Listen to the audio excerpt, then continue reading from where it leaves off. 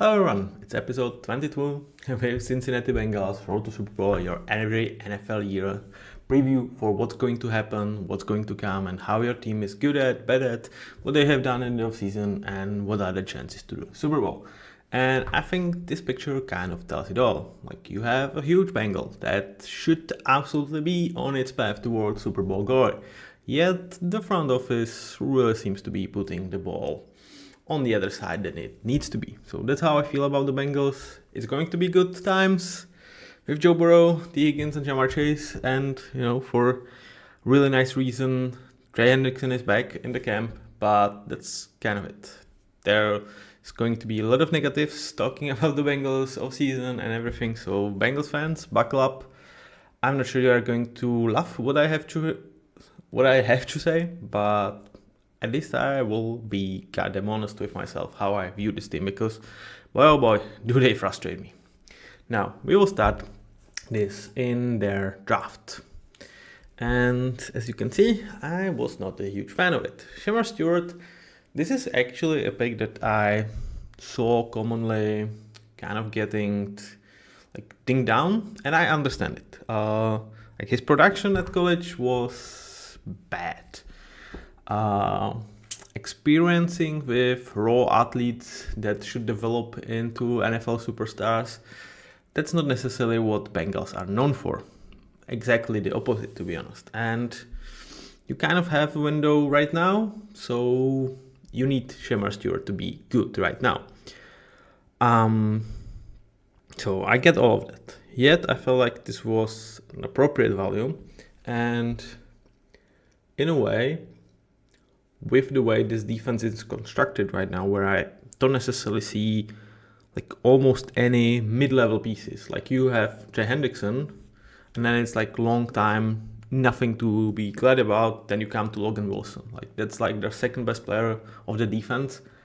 And on really good defenses, he would be your number 6 in terms of how good of a player he is. So with that, I'm what does bringing another decent starter to good backup guy with low upside but better preparation gives you? I'm not necessarily certain. So taking a guy who should, as of right now, be really good against the run, and if it clicks, you have really nice guy. Perhaps they will need to replace Trey Hendrickson because you cannot work the deal with him, which is absolutely shame on you, Bengals. And I don't usually support players when they hold out, because it's their money, but I want to see the best product on the field. And usually it just does not feel necessary that the organizations are treating them poorly to reason a sit out. With Trey Hendrickson, it was the exactly opposite.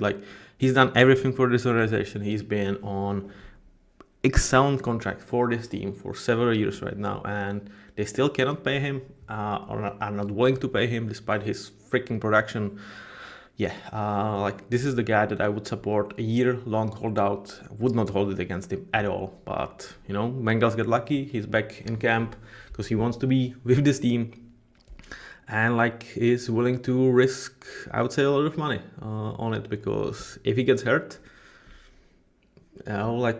he might just never get another contract worth north to 15 millions in the NFL, because he's over 30, and if it's going to be some gruesome injury, do you really going to pay even as talented of guys he is, age 31, or what he would be getting out of that injury, 32? Do you pay him a good amount of money? No. So I would definitely support that. We saw that with Rashawn Slater. If that dude actually injured himself a week earlier, he would have lost 40 millions of that deal. So just to put that in perspective, how much a guy like Trey Hendrickson is kind of risking by playing this year. I mean, obviously he's at least going to get paid for this season. I'm not saying he's underpaid in terms of compared to me and normal population. I am not saying that, but compared to the rest of the league, compared to how Bengals kind of treat other players, actually finding money to resign T. Higgins. Yeah, if I was Trey, I would probably sit out more longer than this. But back to Shemar Stewart. So the conversation for me is like, I get it. The chances for like him really hitting the upside are smaller. Also with like Miles Murphy and even like Chris Jenkins, they don't necessarily have a good year. Like they have like busted on several like high draft picks for defensive line. So do I trust them to necessarily like develop him? No, but I kind of feel like you need to think for the fences with the way you've constructed this team and with the way that like Joe Burrow, T. Higgins, and Jamar Chase like combined will be cap hits of like 140 million. So if you are actually going to be competitor and perhaps even have some edge on other teams in the league, like you need to swing for the fences in my eyes, in a way. And I think Shamar Stewart kind of does that for you on a position that you will need that too. Absolutely. So I'm fine with this pick. I heard a lot of people be critical. I'm just fine. At the same time, like, do I necessarily think it's going to pan out for them? And is there like more than, let's say, 80% chance that this pick is actually going to be bad? No, but that 10 to 20% in which like he hits at least some of his upside, that could give you a competitive advantage that this team is super struggling for. And this goes a long way from previous drafts where like perhaps they did this strategy, so therefore they are in this situation where like they don't necessarily have like tremendous amount of good players on rookie contracts. So this might have been what put them into this mess a little bit, where they feel like, and I actually think that they might be right, that they need to literally swing for the fences with a guy like Shamar Stewart. So Shamar, like, yeah, like you see, I don't like this draft, and I could have been like all on board with like common criticism and like start from Shamar. It's necessarily not a bad pick in my eyes, but Demetrius Knight, it's just too freaking early for me, and it's not by like a small amount. To me, it's like 40 picks too early, and that's that's a freaking lot for linebacker. And I got to some discussions with Bengals fans who were like, well, you have not seen how bad our linebackers were last year. I mean, I saw it. I do understand Jermaine Pratt is not the greatest player, but again, is he like a replaceable level starter? Yes. Is that not the world you can live in with NFL? No, you can absolutely live in that world. And do I necessarily think that Demetrius Knight is going to be like so much better year one? No. And looking at how much other holes you have on positions that are more valuable than linebacker, especially RB2, like, dude, just come on, like, could you? Let's just look at it. Who went after this guy? Like, could you not go Nick Scotton? Why not? Like, I would like Nick Scotton here. Perhaps you need to swing for the fences because we are talking about the defensive line or we will be talking about defensive line that is bad with Trey Hendrickson. Like, how bad is it going to be after this year when Trey Hendrickson is no longer on the team? So I would definitely go with another pick towards the defensive line. Could you just take Benjamin Morrison for your shaky secondary? Absolutely. I mean, if you are actually over-investing, shouldn't you over-invest in offensive line? I get both Chapel and Belton, perhaps more guards, but Tate Ratledge was there. Like several picks after Demetrius Knight, Lions took Tate Ratledge that is supposed to start for them, and I think he was a really nice pick. So okay, so Jack Bash, I think he would have a use for this team.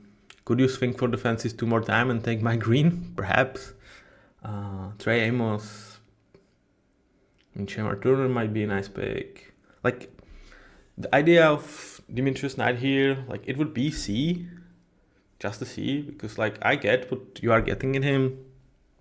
Good run defender as a linebacker, like, a guy that is explosive, gets there, but, like, do I take that for an LB2 that I think Arnold Burks and perhaps, Barrett Carter, if they didn't pick Demetrius Knight, I would be higher on that pick because to me, like, Oren Brooks, Logan Wilson, and Barrett Carter, or some other guys that you could have taken day 3, it's like That's absolutely okay-ish room for how NFL teams address linebackers. And you have just much more pressing needs in my eyes. Like defensive line, like taking more swings. I would absolutely get that with, things looming over Trey Hendrickson. You clearly, not in a position to resign him. He is most likely, like this is his last year.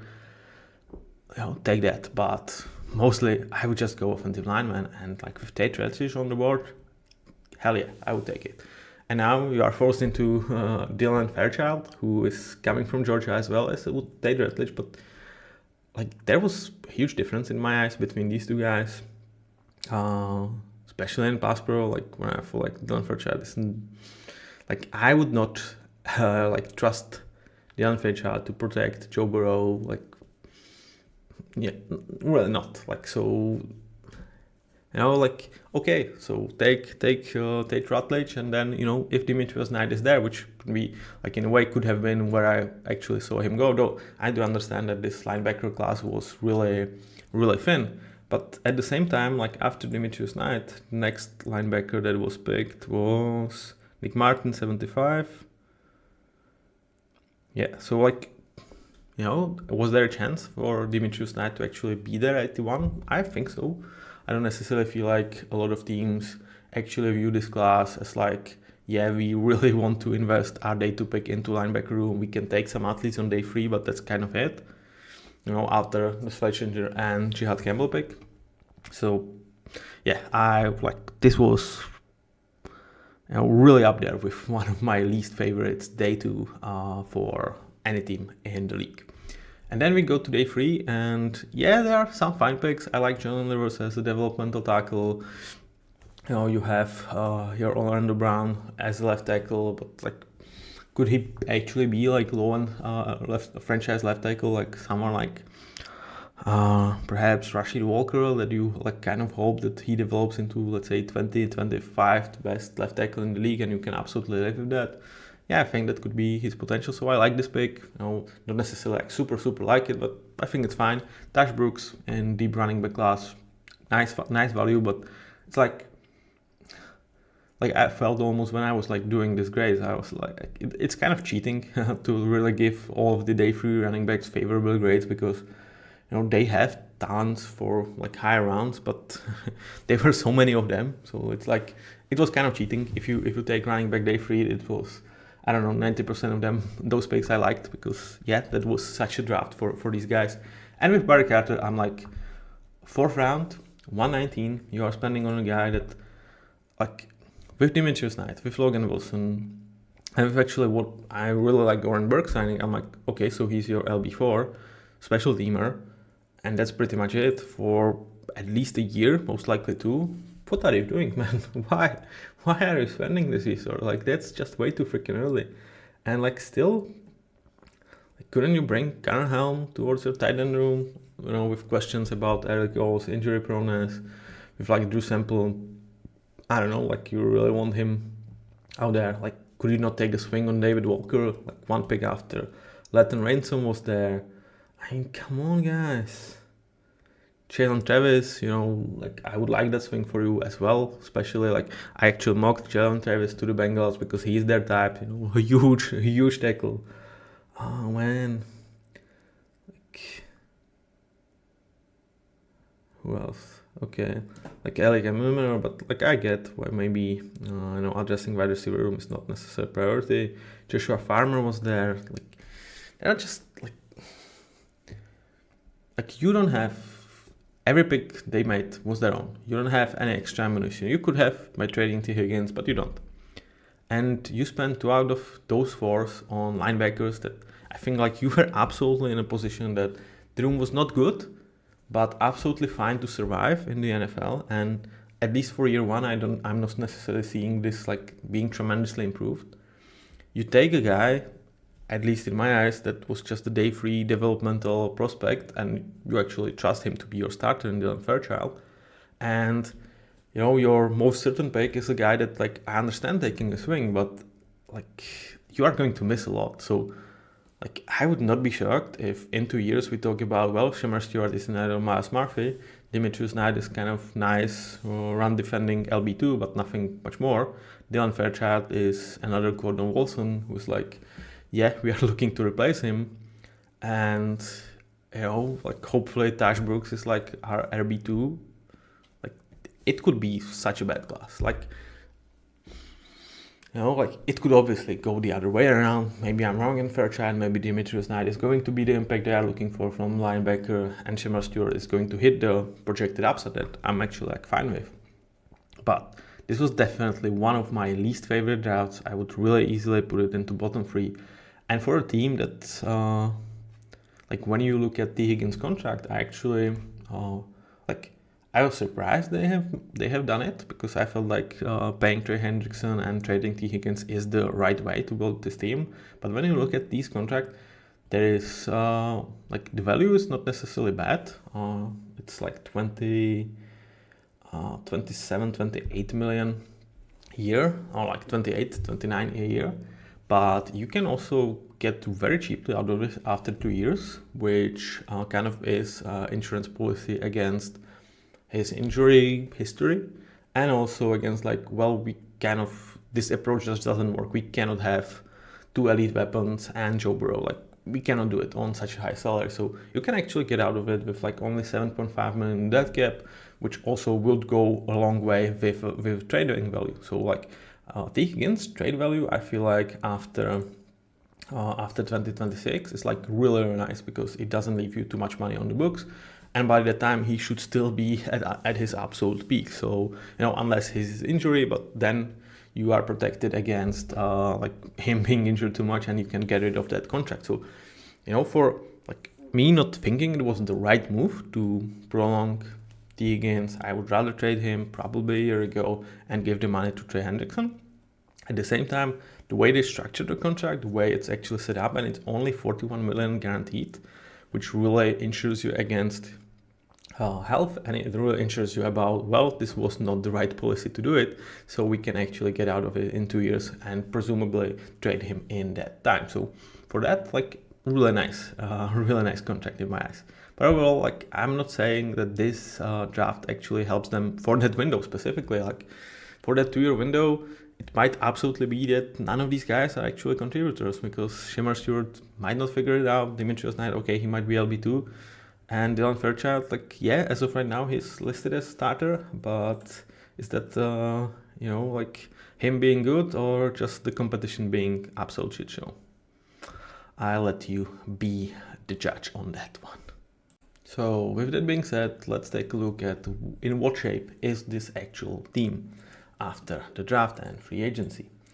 So we start with offense. I'm gonna start with Joe Burrow because, well, let's have some positive conversation, right? Joe was freaking impossible, great, excellent last year, and yet I don't think we necessarily saw the best of him, because like he did it with absolutely lackluster offensive line, which it's not going to improve probably this year. Good luck, Joe. And also with like coming off the camp, there was not necessarily too much Jamar Chase because of contract disputes, and they famously started poorly. So like those numbers are actually a little bit deflated with a really, really poor start. So I'm excited what Joe Burrow can do. It's also like the question is like with Chase Brown emergency, like let's say last 10 weeks of the season, it's like this should even like help Joe Burrow. Perhaps it's going to like knock some of the numbers, but it could even like make him more lethal. So like watch out for Joe Burrow and another MVP season. Potentially, like in terms of another MVP season, I think definitely the stats he put on and the impact he had on this team were MVP worthy. Like the fact that he is not winning it, or he did not win it last year, it's like, is the way the award is given. It's like always, or most of the times, is to a guy that at least wins division, goes to the playoffs. So for a guy that did not win division, did not go to the playoffs, it's really hard to win it. But in terms of like how much you would freaking lose if you didn't have Joe Burrow on the team, like he had a case for MVP. I'm not saying he would get my vote, but I definitely think he had a case, and he was spectacular. What is that to say? I think here he's probably the best quarterback in the league. Like I like the term assassin for him, because like if you have a weakness, he's going to pressure and get it, and like You know, if you don't kill him with your first shot, then he is going to like unload his full full machinery, and he's going to freaking punish you. Joe is freaking awesome. To me, he's one of the top 4 quarterbacks in the league. As of right now, I think it's really, really narrow margins that you can like define it and tune the guys. You know, like if I necessarily had to make rankings, I would probably put him at 4, you know, behind Lamar, Josh, and Patrick. But it's like I would still probably go like Patrick, Josh, Lamar, and Joe, and it's mostly about, well, who would I trust to give me the ring in the crucial moment? I would still put it in Patrick, on Patrick's shoulders. It's like, is it fair to other guys? You know, I don't care about fair. It would probably be this, but the margins are like this thin. And for specific teams, for specific build-ups, I would definitely say that Joe is, like for this team, I think Joe is actually probably the best answer, because I'm not certain how would the other guys like do with such a putrid offensive line. You know, I feel like his ability to escape, to sense pressure, to really like navigate the pressure towards him, I think that might be for this offense, he might actually be the guy you choose to run it. Not like, obviously, Joe terrific. Now, let's go towards this offensive line if we have to. Now, for what it's worth, I really like Lucas Patrick signing. I think it's a tremendous value, like 2.1 million for a guard of his quality. Yeah, he's a replaceable level starter, but like he's damn good for 2.5 million. Like that's absolute steal for this money. It's baked that he is a little bit injury prone. He's not the youngest guy, but still, like 2.5 million, man, like he's a good enough starter for you. And he probably is the best guard you will have in the last 3 years. It's like bad for the Bengals, but let's say there is a hope. Now, next to him, Ted Karras, I feel like he kind of holds this interior together, where like the play was really poor, where it was Alex Kappa, Cordell Wilson last year, and like this year probably Darren Fairchild over Cordell Wilson, but like Ted Karras is a glue that holds it together. Like what he like perhaps likes in some of the run blocking, he figures out here, and he's really steady at pass pro. So that's really nice thing that you have Ted Karras. Also, the thing is, he is, let me check on that one. I think 33, but I'm not super certain. 32, and is an unrestricted free agent after this year. So how long can Ted Karras be that glue that holds it together and kind of like the 16 best center in the league? We will see. The good thing is that there is a pipeline for centers, and Medley and Seth McLaughlin, 7th-round pick last year and undrafted free agent from this season. I think one of these guys could develop into sort of your Garrett Bradbury's, Lloyd Cushenberry's, or perhaps Ted Karras is of the world, like kind of the guy that is absolutely an adequate center, perhaps doesn't have the best tools, but he's nitty-gritty and it's like solid enough center that you absolutely go with it. Yeah, you know, for like how this offensive line is poor as of right now, there is some hope for the future with these two guys. You know, potentially replacing like almost your best player, which is kind of sad. Like nothing against Ted Karras, but he should not be your close to best player. I think if you really go there, it's probably Orlando Brown, but yeah, that's really nice. Not a nice one. Like he is solid franchise tackle, nothing more than that. Which like he's a good starter. Like don't get me wrong, but in terms of left tackles, I would definitely put like at least 20 guys ahead of him, or like 20, and then there is probably a conversation perhaps around that 18, 19, and that's your best guy. That's absolutely your greatest player.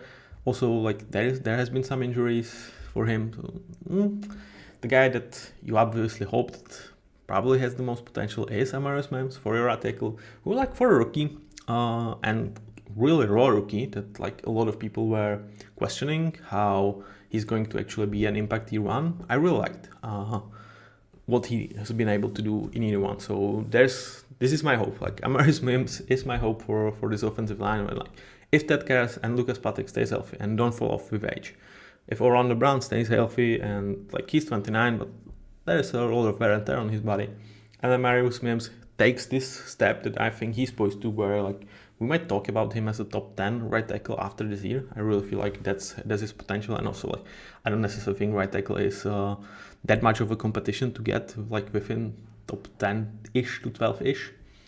And if Cordell Wilson or Dylan Fairchild are not absolutely show, then this offensive line can be functional. But like so many ifs. Now, I would say like even when you look at a lot of the stats for these guys, like Joe Burrow makes them so much better with the way he reads the game. He's able to set up protections, to get rid of the balls, to get rid of the sacks. Like that, really, like if they can just be good enough, that would come a long way. Which good enough to me is like 22nd best offensive line. But if this is like comes down as like I'm criticizing these players. Hell no, I'm absolutely not criticizing these players. Like in terms of back for your in terms of quality for your backs, like you are spending around 40 millions on this offensive line, and we count all the backups. That's ridiculously low. That's just not. That's just not. You cannot expect too much more. Like. We're all in the Brown for 15 millions? Yes. Ted Karras for 6 millions? Yes. Lucas Patrick for 2 millions? Hell freaking yes. And then you have guys on rookie contracts. So like, you know, like it's hard to get better performance when you are not spending here. It's that easy. And that's where like, you know, with T. Higgins resign, like, yeah, I understand. You know, that combination is lethal, and why would you get rid of it?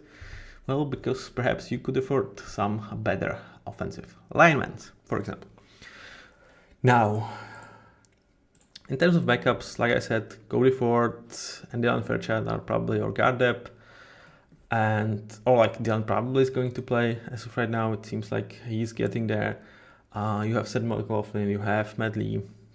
There's also Jalen Rivers, like a backup tackle. Just again, like in terms of tackles, I'm not necessarily like happy with the backups. I think it's pretty much actually, you know, Caleb Etienne and Jalen Rivers were like, if they drafted Jalen Travis to develop year or two and actually overtake Orlando Brown, I would really love that. I'm not necessarily certain neither of these guys can actually pull that. So, you know, in terms of interior, like you are kind of like 7-8 deep in a way, which is kind of like nasty good, but it's also because, you know, 5 of them or 6 of them you don't really trust. But in terms of tackles, you are actually not that deep at all, which concerns me a little bit. With like Mims had his injury issues at college, and Orlando Brown in his career in the league as well. Now, with the weapons, with the room that is going to be supporting Joe Burrow, hopefully much better than the offensive line. Yeah, when you look at this, it's just a thing of beauty. Everybody kind of has their role. It's like Ja'Marr Chase is your first read. Every time you kind of draw a play to Ja'Marr Chase, you just go for it. Why did I grade his contract a B and not an A? Well, it's a damn lot of money. I felt like perhaps, and just hear me out, perhaps, I'm sorry, T. Higgins is not defensive tackle, that's my mistake. But perhaps trading Ja'Marr Chase could have been the way. And hear me out, Bengals fans. I understand Ja'Marr Chase is easily top 3 wide receiver in the league. I would probably have him as a 2. Hence, he would get a freaking lot of compensation for you. Like, tell me who would not trade for Ja'Marr Chase. And, you know, in terms of how many holes you have on this team, you could fill a lot of these holes with the money we would save and the draft picks we would get. And if you would resign T. Higgins after that, it would be like, okay, your offensive personnel is kind of very similar towards what the Broncos are like putting out there, where you have your X as your number 1 in T. Higgins. They have Cortland Sutton. You have a better X in my eyes in T. Higgins, and you kind of have several potential guys in Andre Osivas, in Jermaine Burton, that like they can play complementary roles. And like, I'm not saying like there is not a massive drop off, but like, would I rather have that drop off and 40 million a year in the bank and let's say 2 first round picks for Ja'Marr Chase? I would definitely have to think about it. You know, I don't think it's as easy to say like, this is the best player or second best player on this team, we have to pay him. Understand like that usually the conversation, but in the Bengals situation, was it? Again, like, but that's just nitty gritty. And also, like, it was damn lot of money. So it's like, I cannot say this is like a tremendous value for this team. Like 112 guaranteed, it's really top of the market. Like, does Ja'Marr Chase deserve it? Hell yes. Do highest paid wide receivers necessarily win Super Bowls? It's been a while. Now with the Higgins, we're going to talk about this contract. I like it a little bit more than Ja'Marr's because of the fact that it's really constructed the way that it's like 2-year contract essentially for the Bengals, where if injuries come, you can get rid of him. If this whole setup does not work, you can trade him. And yeah, it's just that just makes it better. Again, like I would not do it. I would trade the Higgins. Like, I'm honest, but at the same time, when you look at these guys, how they are combined, like Ja'Marr is the target. Every play you can target him. There is a reason why he won Triple Crown. Like, the sky is the limit. He just absolutely like put himself on the pedestal, and like he's there. He's not going anywhere.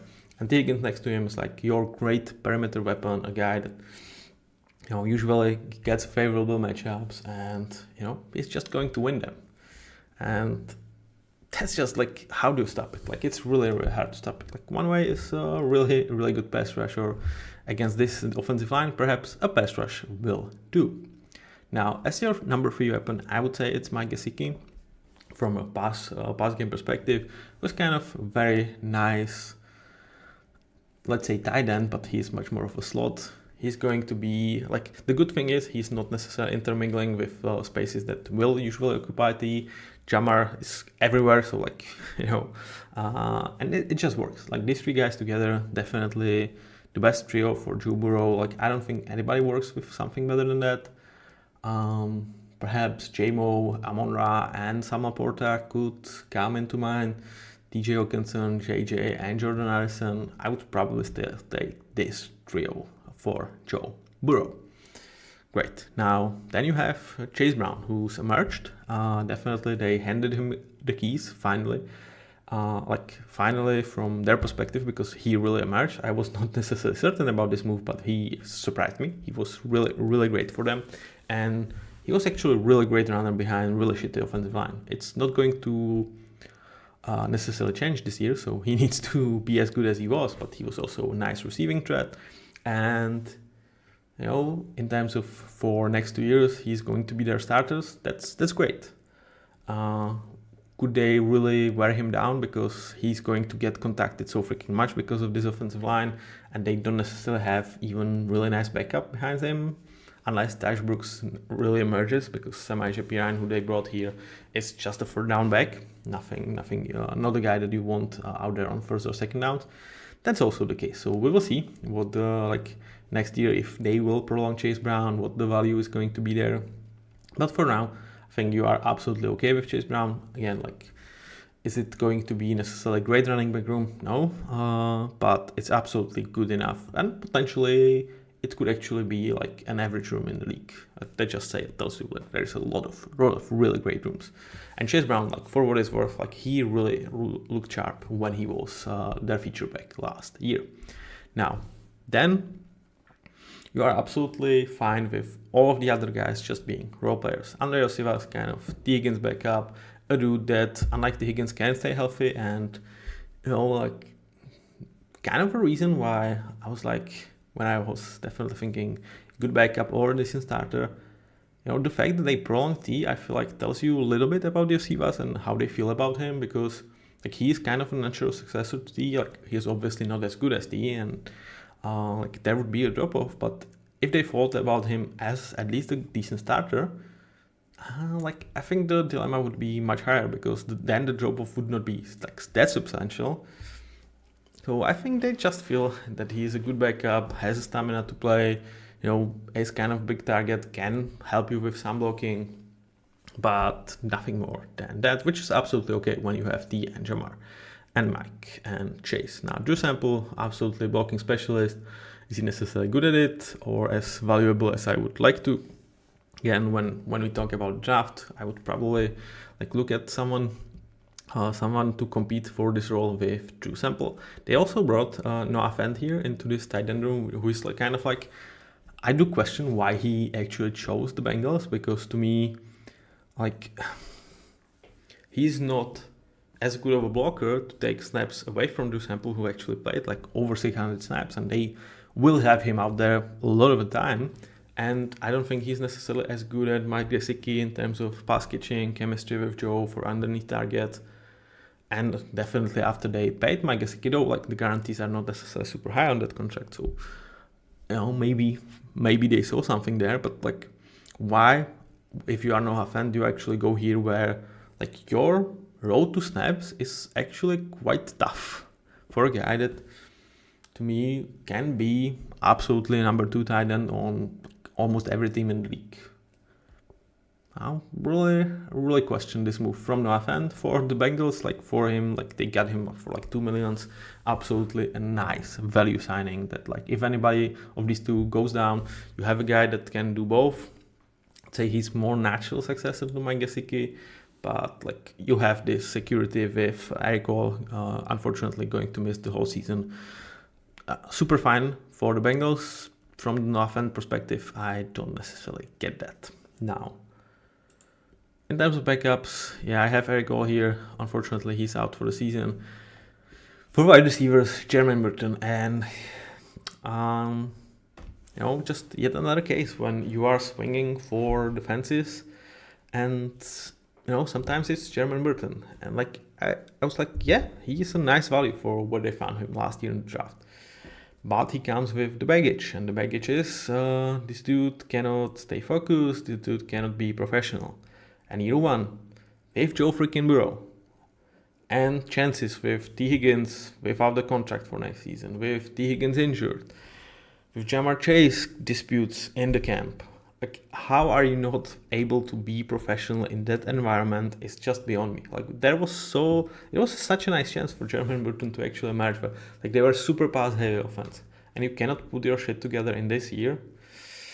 I mean, there is still like physically there's nothing wrong with the guy, but like mentally it's not like he would be like a bad guy, or like there's no like domestic violence charges, etc. But it seems like he just doesn't get what is it to be a pro, and that's frustrating. That's absolutely frustrating that he just could not figure it out, even in the setup that I think like absolutely should have been right for it.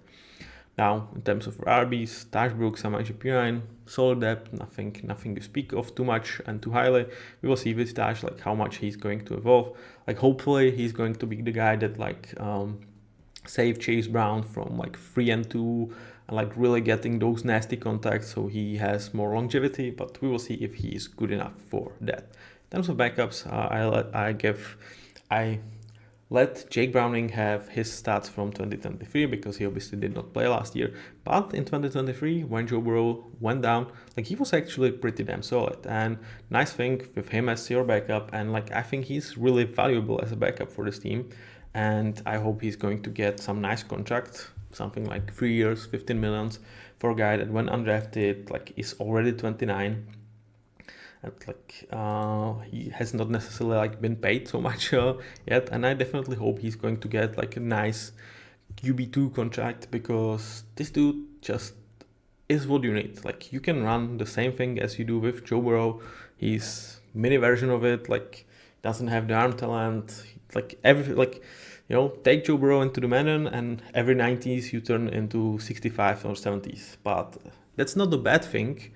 If he's your backup, he understands this offense, he can even, I think, help Joe Burrow perhaps see something, because he's going to be looking at the same things, and perhaps with Joe, like everything processing on super high speed, he might occasionally miss something, and Jake Browning could point to him. And at the same time, like if Joe gets injured, he can run this offense. So, like not necessarily a major story, because if Joe goes down, your like season might not be over, but your Super Bowl aspirations are over. But in terms of like feel-good guys that I would like to get paid at least like solid amount of money for what they are for their organization and for how I think valuable are, despite like outside of the organization not many people see that, Jake Browning would be one of those guys that I wish would get a nice contract after the season. Now, that was offense. It's exciting from passing way in terms of running. It's like Chase Brown, good luck with this offensive line. Good luck. And now towards the defense. and it starts with this defensive line. And like I was actually in process of giving the starting job to Shemar Stewart, but when I'm looking at the ESPN, they still have Miles Murphy slated as a starter, and that's not a good thing. Like I could have changed my opening speech about Shemar Stewart with that, because if he cannot outplay Miles Murphy, it's most likely not a good thing. But I kept it this way. Like I could have also switched Fairchild, but here with Olsen there's a question about his health, so there might be why ESPN has them switched. So it could be a good thing in case Miles Murphy is figuring something out. Most likely it's a bad thing because Shemar Stewart is actually looking as raw as we would expect. For Miles Murphy, obviously so far a huge whiff. There is not much good to say about him. You still like hope that it's going to happen. Like he had 2 years in the league, he has no production to speak of, and now there is Shemar Stewart to push him, but there is no Sam Hubbard to like overtake his snaps. So I think he's going to get a meaningful amount of snaps, and they might be actually about like, okay, let's just freaking swing for the fences and push it out there and see what's going to happen. I even like when I thought about this team free agency and how they will approach the offseason, I thought like, well, hell, maybe they just absolutely do kind of what the 49ers did, and even potentially without Trey Hendrickson, when it's like, yeah, let's just use pretty much all of our picks on this defensive line. That would be in case if they traded Trey, and just hope that something works. Obviously it's an unlikely scenario, and that's why here and with the 49ers the process was actually, let's draft these guys, but also keep at least one special player there to hopefully have some building block. Hello. So Miles Murphy or Shemar Stewart are your edge two. If you go for lower ceiling but higher floor guys, you have Joseph Osai, you have Cam Sample. So for what it's worth, like there is nice enough rotation. There are chances that one of the like young guys emerges as two, and it could be this year, but likely chances not really. Then on the opposite side, you have Trey Hendrickson, who is freaking stud and holds this defense together. And I really like one of the things that was mentioned when I was like listening, how the bootleg guys are talking about the Bengals. It's like with the run defense of this team actually being so bad, it was super impressive for Trey to actually have the production that he had, because it's not like he was out there for many pass rushing downs that were like real pass rush downs. And that's like similar to Nick Bosa, and that's what actually like 49ers, when they approached this draft, were like, yeah, our point is we are not trying to find a teammate for Nick Bosa to getting after quarterback. We are trying to find a wall that's going to allow Nick Bosa to actually have more passing rush opportunities, like clear ones. So with the Bengals, the approach is different, definitely, but it's kind of, I just really like that when like Trey was incredibly productive despite like those situations were not like fruitful for productions, yet he was freaking amazing. Obviously, one thing that holds him back when you're talking about Myles Garrett and some of the best players on this position in the league is his run defense. Do I necessarily think he actually puts it all out there for the run defense? I hope not, in a way, because like if he did, then he just wouldn't do what this team just desperately freaking needs, and that's a pass rush. And at the same time, like obviously his frame, shorter hands, like prevent him to be anything but on good days good run defender, and on bad days kind of even a liability, but like he has effort, so he's like still at least somehow decent at it. But yeah, he's by far your best player on this defense, and it's really not even close. And like this team would be so fucked if he just sit out the whole year. I don't know. I really don't know what would happen with them. Like it would be fun, because it would be like, Joe, we are probably going to concede around 50 points, so we kind of need 51. Can you do it? And Joe would be like, I think so. Or guys, could you protect me? No. You have to do it. You wanted Jamar and T, so we cannot protect you. It's like, okay. it would be a good TV, but probably not something that you actually want as a Bengals fan. Next to these guys, in terms of interior for the starters, BJ Hill, absolutely solid on good defensive lines. He would be your two. He's the one. It's solid enough, and you absolutely had to bring him back. And just a good player, nothing special. Not necessarily a guy that's going to give you like too much in both phases, but he's kind of good enough in both phases that you can can you imagine how they would be and how deep of a trouble they would be without him. So for that, getting him for, I would say, even like slight value, I would say like guys of his talent can get slightly more. No, he's 30, so that's probably back then, but need was there, value is nice. Yeah, let's get him back. Because in terms of DD2, we are not freaking certain, or like we are kind of, or are we not? Because they paid TJ Slayton here to be here.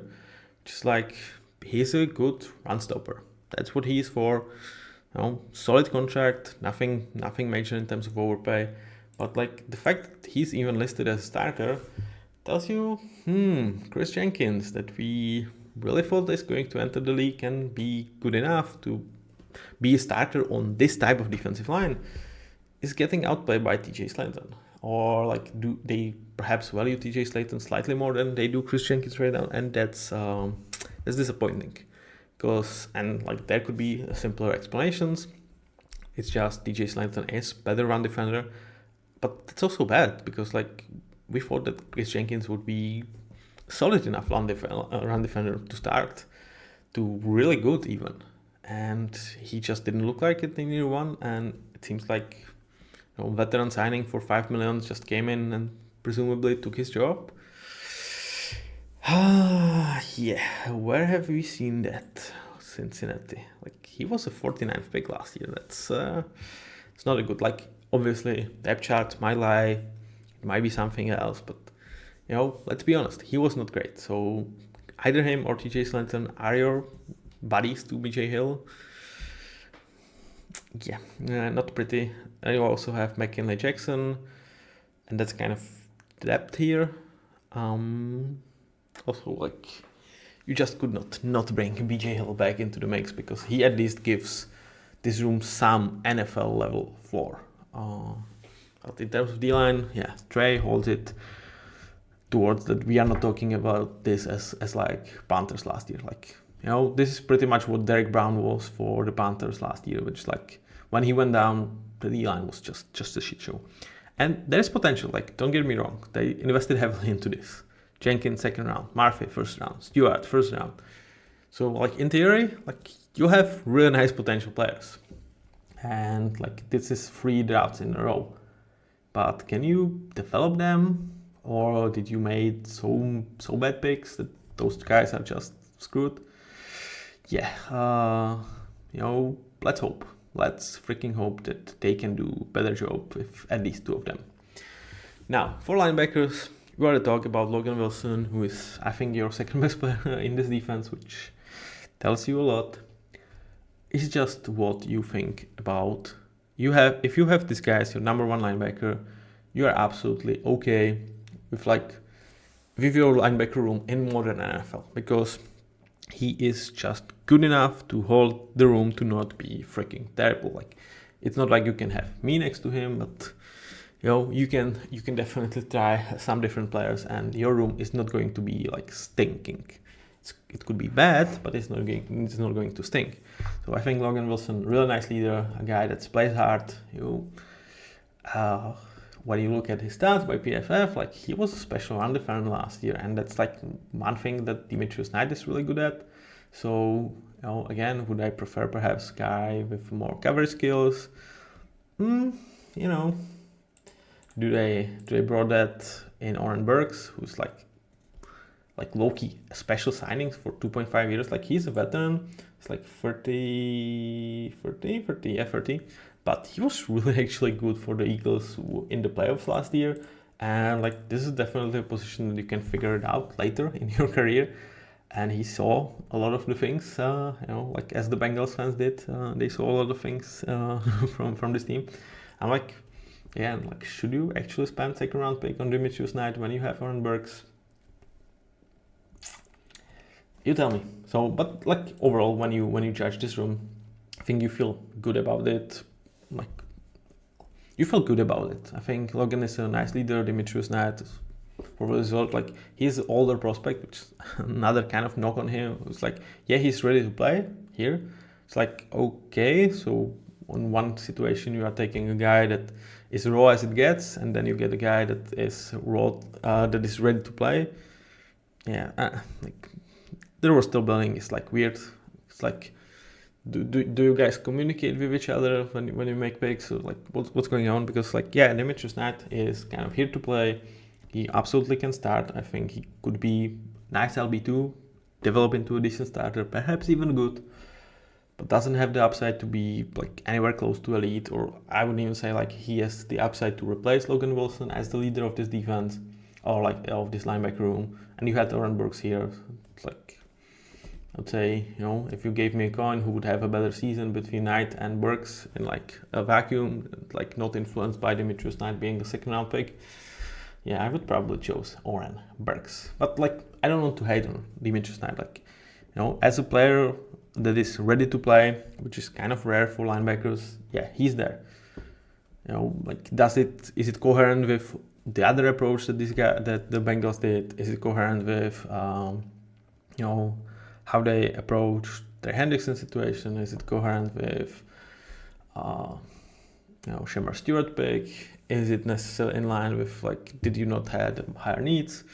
That's where this pick comes into a huge amount of questions for me.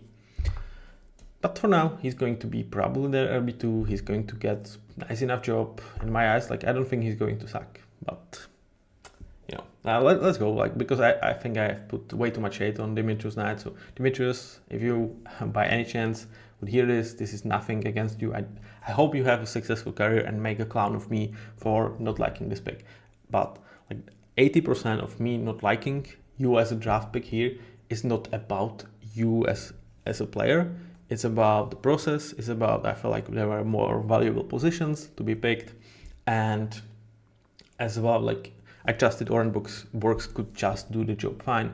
And this team had higher needs. So like, if it was in a different situation, it might have been B- to me. So Demetrius, nothing but the best, and wish good luck to. And sorry that I was like probably way too much speakful about how I'm not a huge fan of this, because like, this is not a shade on Demetrius Knight as a person, or even like wishing him anything bad in terms of his career. It's the other way around. Every time I give not every time, like 99% of the time when I give a player a bad grade, I hope they prove me wrong. I'm much more than willing to look like an idiot, because it would mean that a young guy that deserves it has a nice career in the NFL, and that just would be amazing. Now, towards the secondary,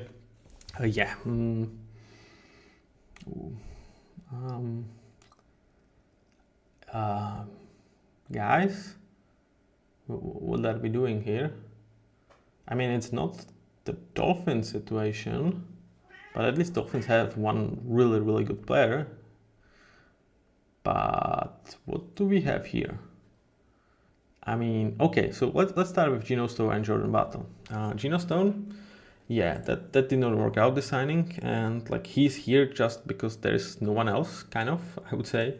He had horrendous season for what you expected of him, and well, like, he's only 26, but taking out of Ravens environment, he kind of looked lost. And at this point, like, decent starter is perhaps even in question after the season. I know, like, 26, he might still figure it out, and again, I hope he does. But it's like, okay, you probably hope that Jordan Battle takes the next leap in his third year and emerges as the better of the starting two safeties. But it's not like he was necessarily spectacular last year. He definitely like had his nice moments and like developed into the starter after like they benched Von Bell for him. It's like, was he necessarily great? Like, I would even struggle with the word good. Like, he was decent enough, hence like I think I improved him from good backup, but that's pretty much it. And those are your two guys, and you don't actually have anything after this in my eyes. Like, Tyson Anderson, Daija Anthony, PJ Jules, like I have necessarily not heard about these guys. Like sorry to you guys, but like let's just take a look at their draft pedigree. 7th round in 2024, 5th round 25, and I guess undrafted pickup this offseason. That's your depth for Geno Stone and Jordan Battle. I mean, we talk about like safeties being kind of linebackers where like good, like decent enough room are decent enough.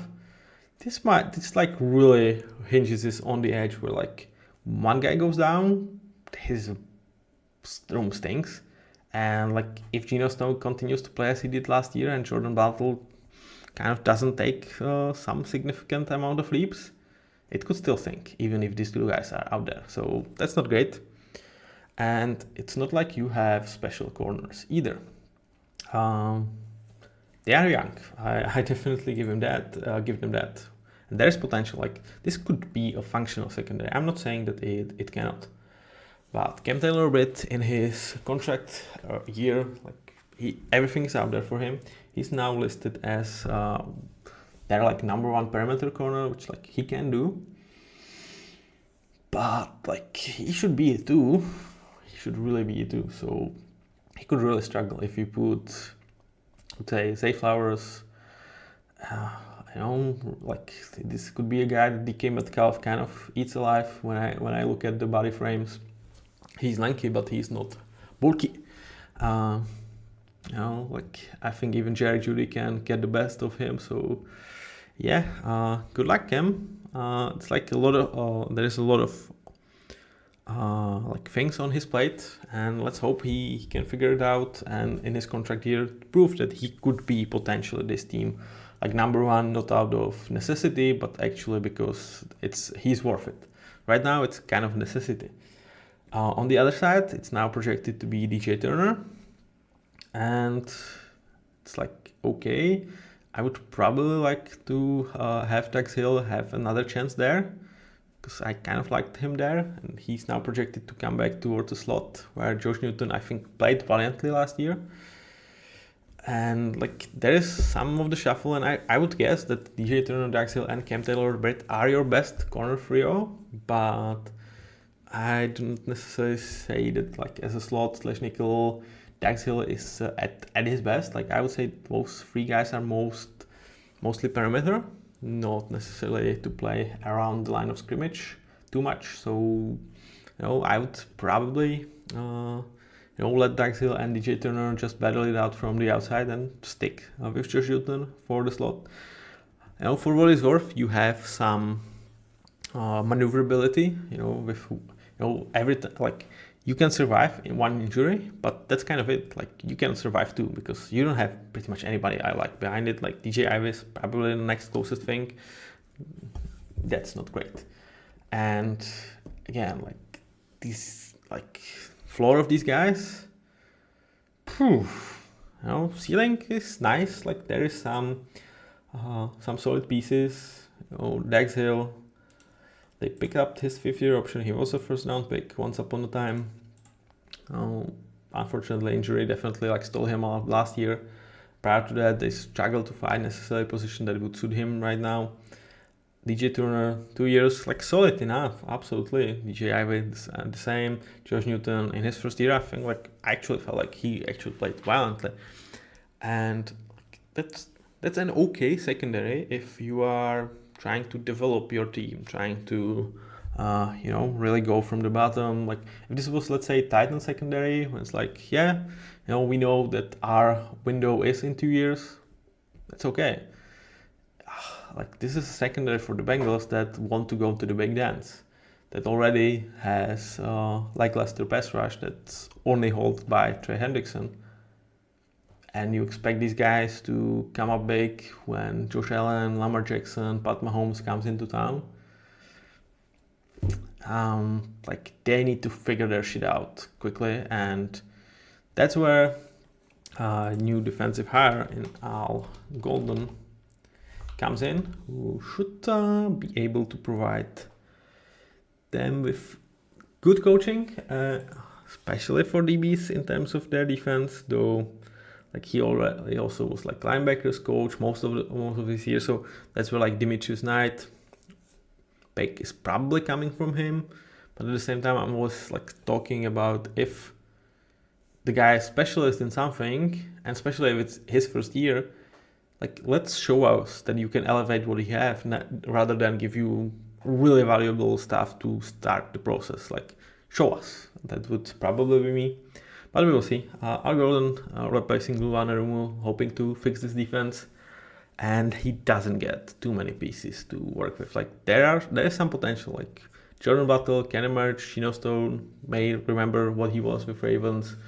Braid Hill, Newton, and Turner. Like there is some potential for this secondary to like similar to the offensive line. Like, they can be solid, but this could also be like nothing short to a disaster. Like I think even Cam Taylor-Britt is like not necessarily a high-end good starter, and there are injury concerns with some of these guys. There is no backups to speak after these 6, like no backups that I like. And yeah, championship level defense looks much different than this. Now, like I said, in terms of backups for the secondary, it's not much. Ornbergs I like as a rotational linebacker, special teamer. I would not mind him as my starter, but they went with Demetrius Knight. Okay. So overall, like this team, and it has to be the big 4: Joe, Jamar, T, and Trey. Can they do it? When I look at the schedule, I do not necessarily think so. I actually have the Bengals missing the playoffs or sneaking up as a 7th seed. And here is how we could get there. Now, it starts with Zach Taylor, who to me, if they don't make playoffs, like my bold prediction, they will not make playoffs, and Joe Brady replaces Zach Taylor as head coach here. Now, you heard it here first, that I think that's going to happen for 2026, but that would obviously require Zach Taylor to be sacked, which I think is possible if they miss the playoffs. And to me, the start of the season, which is famously bad for the Bengals and for Zach Taylor, it's like, to me, that says a lot about like how he actually establishes the culture. And when I look at his disciple in Callahan, who went to the Titans, and when you look at the Titans, whether the 32nd worst team in the league, deserving number 1 pick, no. But when shit got tough, they just did not look like they believed themselves, and like that has something to do with the culture. And I think the starts here with the Bengals also telling that. So when I look at that trio, Callahan, Taylor, and Joe Burrow, like who is the guy that gave Callahan the option to be a head coach? Who is the guy that keeps another guy employed? Yeah, I would say like it's 95% Joe Burrow, and perhaps some prowess can be to these guys. Like I'm not saying Zach Taylor is like a super bad head coach or anything like that. I think he's definitely like a bottom 10 in the league. And should you have that as a guy for Joe Burrow? I don't think so. And I think this might be his last year. And again, like my storyline for the first couple of weeks is behind the eight ball. That's what they are famous for. And like this year, if it happens again, like it might be sackable offense after week 2. Like if they are 0-2 somehow, some way against Browns on the road and Jaguars at home, if they are again 0-2, like it's sackable offense. And it happened like 4 years in a row, and it's not like they have met juggernauts. Like they lost to the Patriots at home last freaking year.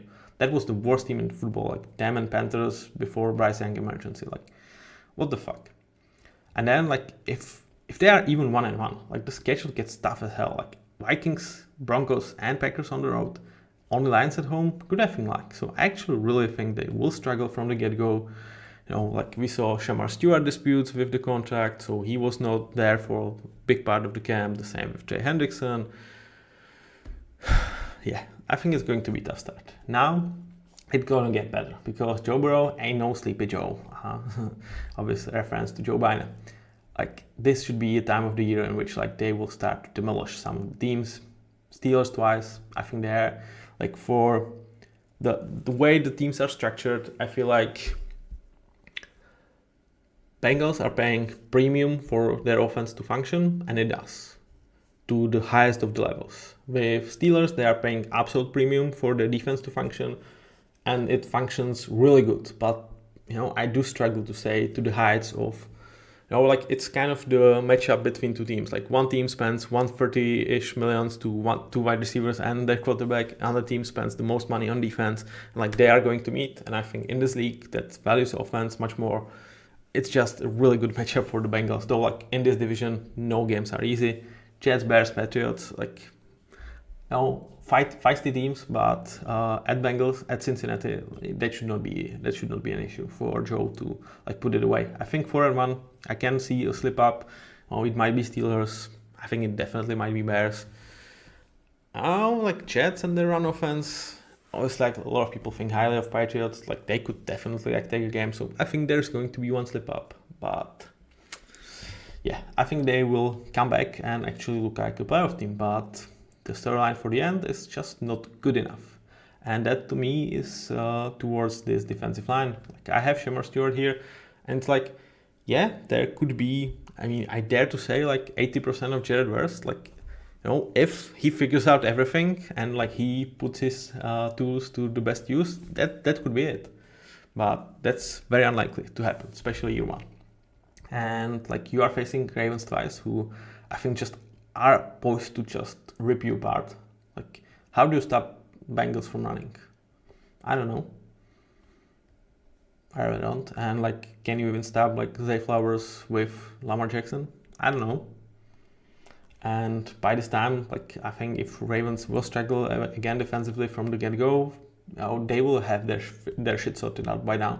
And at Bills in December, yeah, that's super hard win to game. So like I almost cannot see this team to like win more than one of these 3 games, and like then you can go 3-0. Like Dolphins, Cardinals, and Browns are definitely beatable for this team, but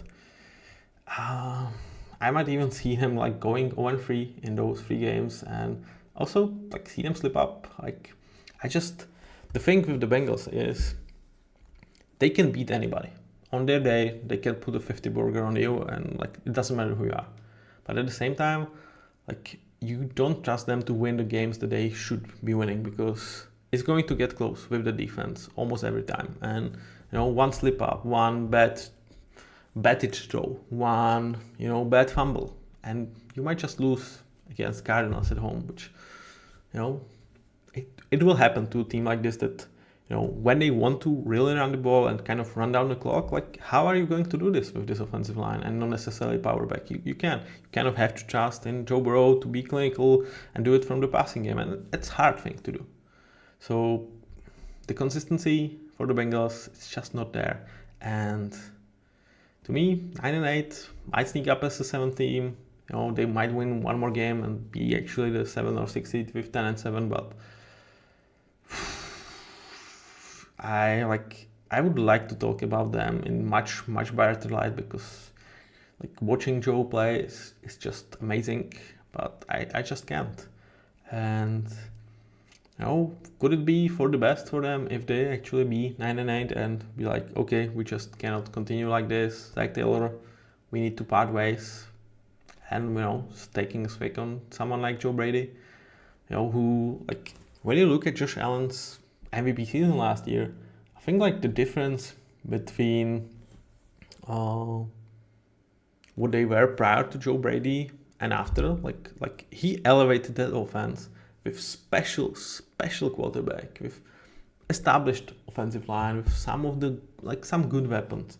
But he freaking elevated that offense. He gave it purpose. He like made it so Josh doesn't have to be hero on every single play, and it elevated Josh as well. So like I would even be super excited if there is at another level that Joe Brady could like unlock with Joe Burrow. So it's kind of my secret hope that either this team is going to prove me wrong, are going to be competing for winning this division. Zach Taylor is going to have his year, and they won't struggle in September. And like, okay, I've been proven wrong. Or they will struggle as I expect them to, and hopefully it's going to lead for some, I think, big needed changes with like how they operate as an organization and overall. So that was the Bengals. I know it has not been super positive conversation. They are great TV. I will enjoy watching them because it's going to be offensive football and Joe's going to be amazing. But I worry, man. And like one last sour note is like, can you ruin Joe Burrow? Because like the amount of protection he's getting is criminal, and like he's already been with season-ending injury twice in his like 5 years in the NFL, or 6. One more, and like, can he do Andrew Luck and like consider retirement? Because like, the fuck I need this for in my life? Like, I have all the money that I kind of need for me and like 10 future generations. Do I really need to get banked up because we cannot do this? Or maybe it's like, yeah, you are getting banked up because you want all your toys, Joe. So that I'm not saying that Joe is kind of free of blame for really wanting T and Jamar. Like, there's no way we lose this guy. They deserve to be paid. We need him. We need them here. I understand it's fun. Can it ruin his health and kind of rob us of this special guy much sooner than we need, that it would be deserved? Yeah, unfortunately there is this concern as well. So thank you very much for listening. I hope I did not lost you Bengals fans, because I don't think I have been dishonest, and that's kind of the main thing. I'm telling you as I see it, and I don't see it very, very greatly for how great of a talent you have as a QB for this team and its prospects for this year or even years after. Thank you for listening. Have a nice one. Bye bye.